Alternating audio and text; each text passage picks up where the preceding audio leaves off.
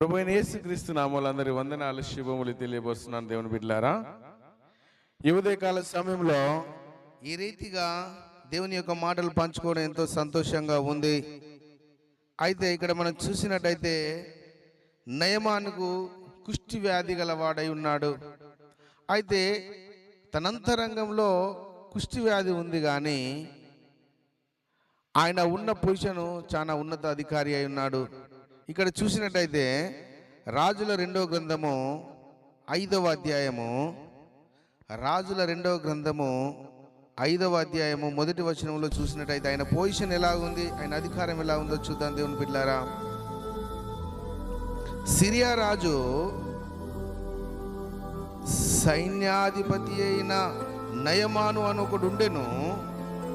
అతని చేత యెహోవాయే సిరియా దేశమునకు జయము కలుగజేసి ఉండెను గనుక అతడు తన యజమానుని దృష్టికి ఘనుడై దయ పొందిన వాడాయండెను. చాలండి, ఇక్కడ చూసినట్టయితే దేవుని బిడ్డలారా, సిరియా దేశపు రాజుకు ఈయన సైన్యాధిపతి అయిన కొన్ని వేల మందికి అధికారి అయి ఉన్నాడు. ఒక రాజు దగ్గర సైన్యము కొన్ని వేల మందిగా ఉంటారు. ఆ వేల మందికి ఈయన సైన్య అధిపతిగా ఉన్నాడు. అయితే ఈయన అధికారం చేత ఉన్నాడు. అయితే దేవుడు కూడా ఈయనను బట్టి సిరియా దేశాన్ని అంతా గెలిపిస్తా ఉన్నాడు.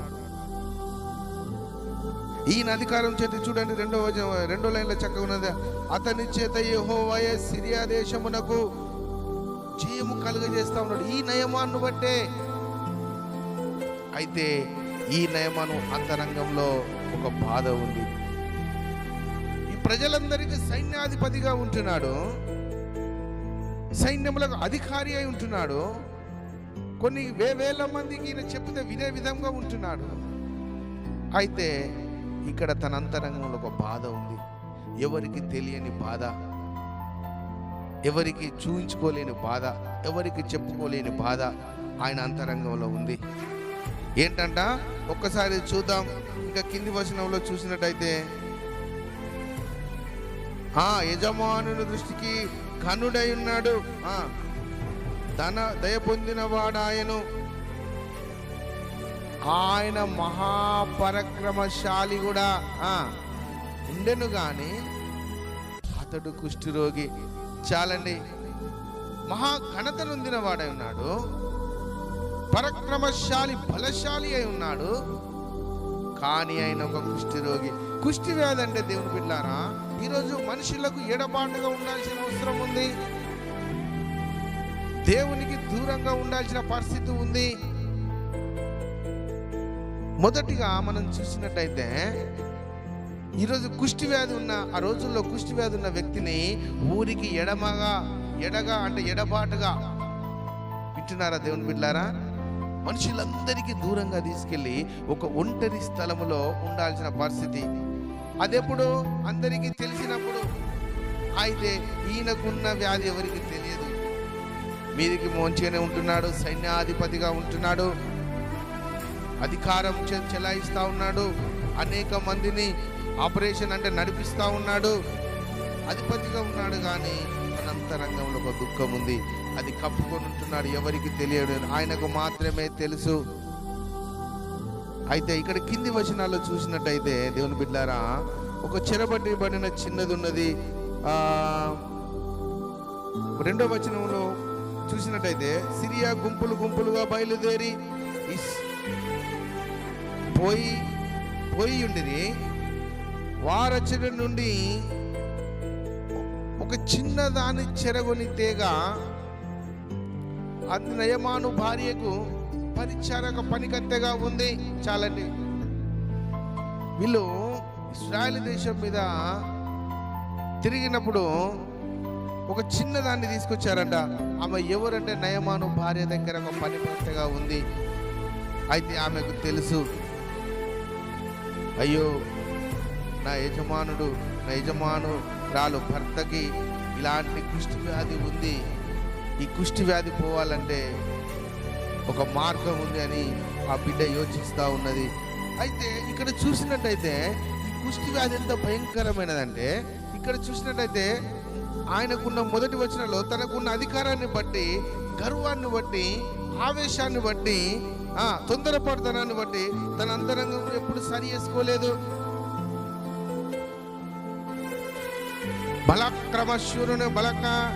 శూరుని కదా, పరక్రమ శూరుని కదా, బలవంతుడని కదా, సైన్యానికి అధిపతిని కదా, నాకేం తక్కువ అనే ఒక గర్వం ధరించి ఉన్నాడు. కానీ తన అంతరంగంలో కుష్టి వ్యాధితో ఉన్నాడు. తన శరీరానికి కుష్టి ఉన్న విషయాన్ని ఏ ఒక్కరికి తెలియదు. అయితే ఈ వాక్యం ఇచ్చిన దేవుని బిడ్డ, నీవు పైకి భక్తిపరుడుగా ఉంటున్నావు, అన్ని ఉన్నాయి కలిగినట్టుగానే ఉంటున్నావు, కానీ నీ అంతరంగంలో ఒక బాధ ఉంది. అది ఎవరికి చెప్పుకోలేని బాధ, ఎవరు తీర్చలేని బాధ. నీకు నువ్వే మదన పడుతున్నావా? నీకు నువ్వే బాధపడుతున్నావా దేవుని బిడ్డ? అయితే దేవుడు ఈరోజు నీతోనే మాట్లాడుతూ ఉన్నాడు. ఎప్పుడైతే ఈ నయమాను తన గర్వాన్ని బట్టి, తన అధికారాన్ని బట్టి, తన అంతరంగంలో ఉన్న పరాక్రమశాలిననే బలాన్ని బట్టి ఎదురుగా ఉన్నాడో, తన అంతరంగంలో ఒక దుఃఖం ఉంది.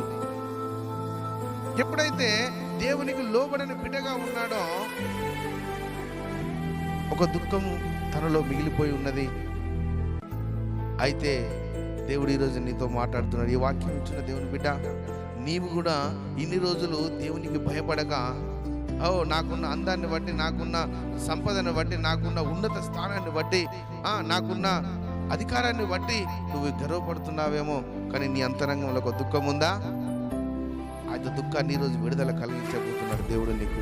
ఎప్పుడైతే ఈ నియమాన్ని మనం చూసినట్టయితే, ఆ చిన్న బిడ్డ చెప్పినప్పుడు ఒకసారి చూద్దాం దేవుని బిడ్డలారా. 9వ వచనం చూద్దాం. 5వ అధ్యాయం 9, రాజుల 2వ గ్రంథం 5:9లో నయమానును గుర్రములతోనూ రథములతోనూ వచ్చి ఎలీషా ఇంటి ద్వారములో, దీనికంటే ముందు విషయాల్లో ఎప్పుడైతే చిన్నది తన భార్యతో, తన యజమానురాలతో చెబుతుంది, అయ్యా మా దేశమందు ఒక దైవ సేవకుడు ఉన్నాడు, ఆయన ప్రార్థన చేస్తే ఈ నయమానుకున్న, ఈ యజమానుకున్న కుష్టి వ్యాధి పోతుందని ఆ సంభాషణ అంతా అక్కడ ఉంటుంది. ఆ రాజుకు, ఈ నయమాను రాజుకు తెలియపరిచినప్పుడు, సరే నేను ఒక లేఖ రాస్తానన్నప్పుడు ఆ దేశపు రాజు అనుకుంటాడు, అయ్యో మాకేదో యుద్ధానికి వస్తాను. అదంతా డిస్కషన్ అక్కడ ఉంటుంది. అదంతా మనకి ఇప్పుడు ప్రాముఖ్యం కాదు. కానీ ఈ నయమానుకున్న యొక్క కుష్టి పోవడానికి అక్కడ ఏం జరిగిందో అది చాలా ప్రాముఖ్యమైన విషయం. అది అక్కడ చూసినట్టయితే 9వ వచనం నుంచి చాలా క్లియర్గా ఉంటుంది. నయమానును గుర్రములతోనూ రథములతోనూ వచ్చి ఎలీషా ఇంటి ద్వారం ముందర నిలిచి ఉండగా, చాలండి. ఆ రాజు తన కలిగిన ఇంత సంపదల నుంచి ఒక గిఫ్ట్గా ఇచ్చి రథములతోనూ గుర్రములతోని ఆయనను దైవ సేవకుని ఇంటికి పంపిస్తా ఉన్నాడు. నువ్వు వెళ్ళి అక్కడ స్వస్థపరచబడి రా అని. అయితే ఇంకా కింది వచనాల్లో చూసినట్టయితే ఆ దైవ సేవకుడు ఏమంటున్నాడో చూడండి. 10వ వచనంలో, ఎలీషా నువ్వు యోర్దాను నదికి పోయి 7 మార్లు స్నానము చేయుము, నీ ఒళ్ళు మరలా బాగై నీవు శుద్ధుడవగుదవని అతనితో చెప్పుటకు ఒక దూతను పంపాను. చాలండి. ఎప్పుడైతే ఈ నయమాను, సైన్యాధిపతి అయిన నయమాను గుర్రములతో రథములతో తనకు కలిగిన దాంతో గిఫ్ట్ పట్టుకొని వచ్చాడో, ఆయన అనుకున్నాడు, అక్కడ యోచించాడంట, అయ్యో నేను వెళ్ళంగానే, నేను ఇంత పెద్ద సైన్యాధిపతిని కదా, ఆ దైవ సేవకుడు నాకు ఎదురుగా వచ్చి నా కలిగిన ఈ బాధను వినిపించుటకు నా మీద చేసి ప్రార్థన చేస్తాడేమో అని ఊహించాడు, ఆయన అనుకున్నాడు. అయితే తన దూతను, సేవకుని పంపి, యోర్దాను నదికి వెళ్ళి 7 సార్లు మునుగు, స్నానం చేసుకో, నీ ఒళ్ళు బాగా అవుతుందని చెప్పి పంపించాడు. అందుకు నయమానుకు చూడండి ఎంత, ఇప్పుడు మనం అనుకున్నాం కదా, తనకున్న గర్వము, కోపము, అహంకారం అని మనం మాట్లాడుకున్నాం కదా, ఇక్కడ రాయబడి ఉంది చూడండి. అందుకు నయమాను కోపము తెచ్చుకొని తిరిగిపోయిట్లను, అతడు నా యొద్దకు వచ్చి నిలిచి తన దేవుడైన యెహోవా నామమున తన చెయ్యి ఉంచి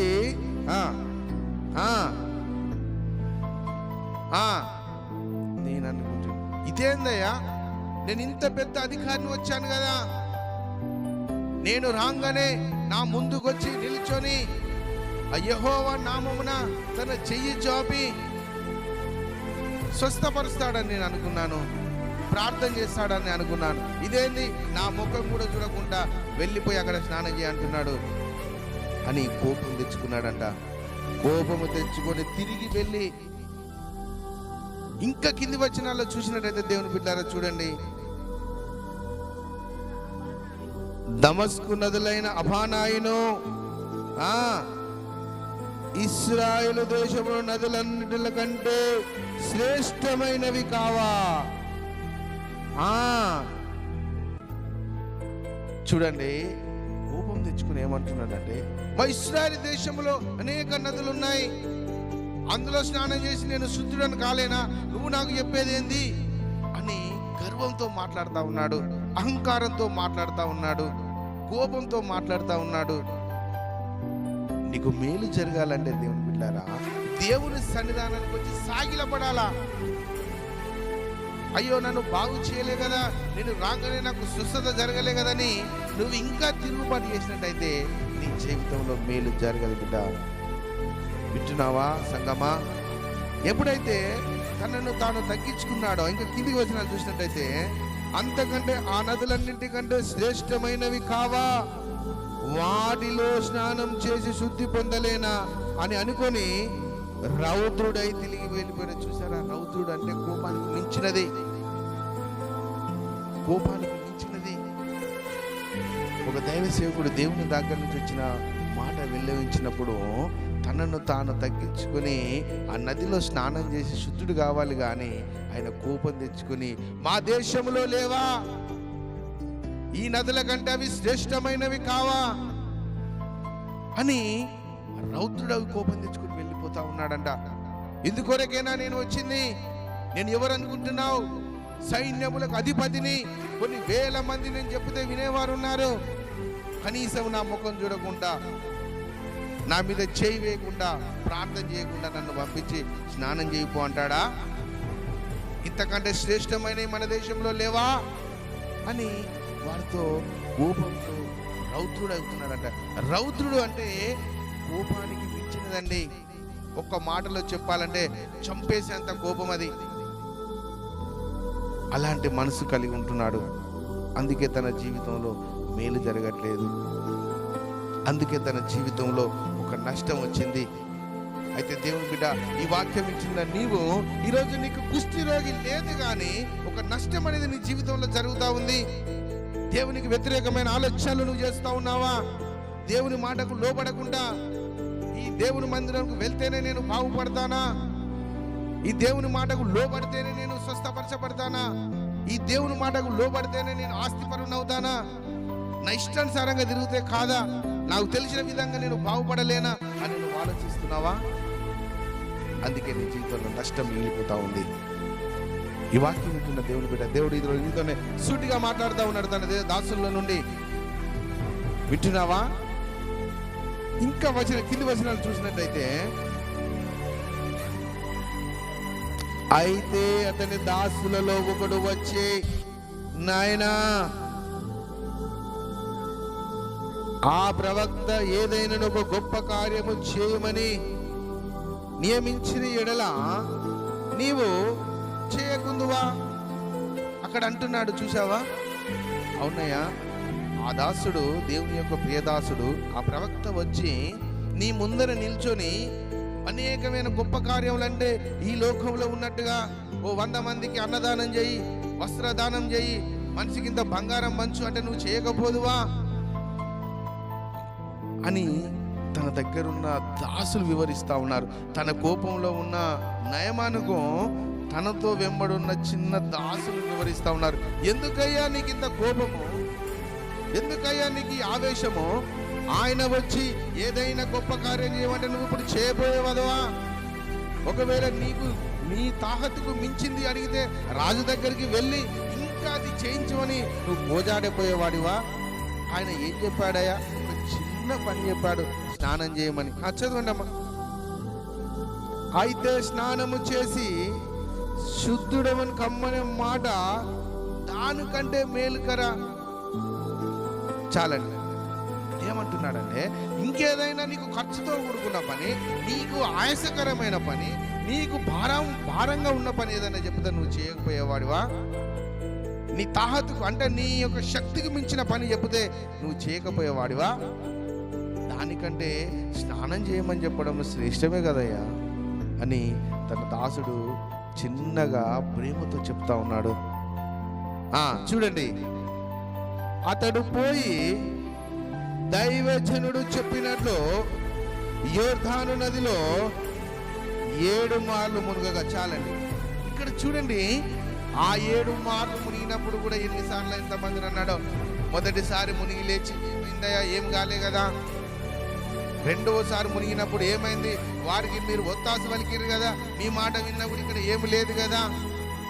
3వసారి, 4వసారి, 5వసారి ఇలా మునిగి తేలినప్పుడల్లా ఎన్నిసార్లు ఎంతమందిని గర్వంతో కోపంతో అన్నాడో. అయితే అక్కడ 7వ మారు అద్భుతం జరిగింది. చూడండి దేవుని బిడ్డలారా,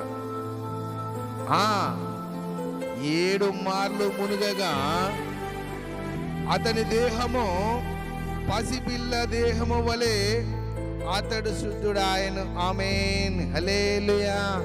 ఇచ్చినారా దేవుని బిడ్డలారా?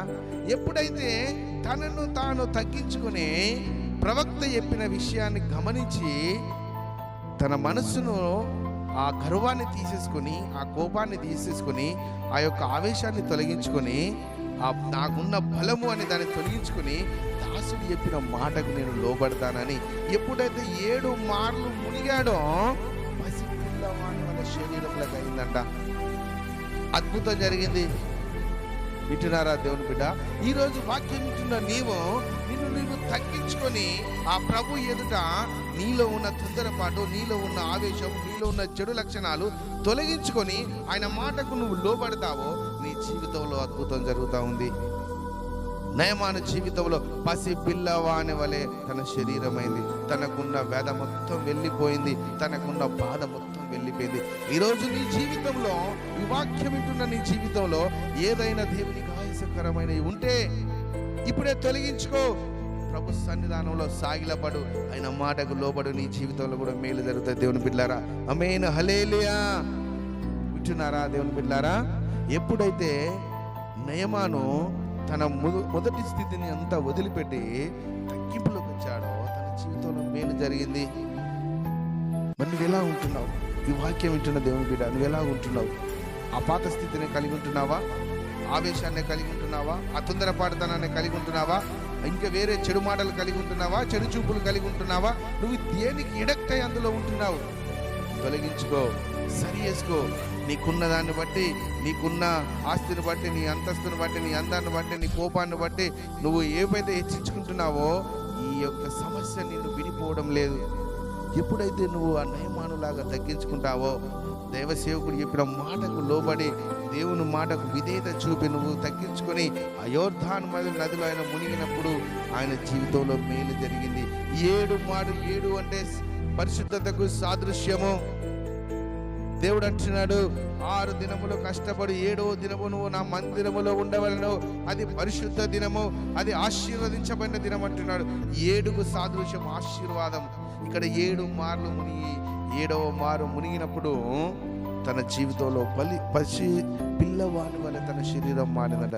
ఎంత మృదువైన స్వభావం ఉంటుందని పసి పిల్లల శరీరము అలాగే మారిపోయిందంట. ఎంత సంతోషకరంగా మారిపోయిందనే జీవితము. వింటున్నావా? ఈరోజు ఈ వాక్యం వింటున్న దేవుని బిడ్డ, నువ్వు సరి చేసుకో, దేవునిలో తగ్గించుకో, దేవుని ముందు సాగిలపడు, నీకున్నదంతా తొలగించుకొని ఆయన మాటకు లోబడి విధేయత చూపించు. ఈరోజే నీకు దేవుడు మేలు కలుగజేయబోతున్నాడు. ఈ వాక్యాన్ని బట్టి సరి చేసుకో. ఆమేన్. ఈ విన్న వాక్యం నీ జీవితంలో ఫలింపులోకి వచ్చును గాక. Amen. God bless you. God bless you all. Thank you Lord Jesus. Hallelujah.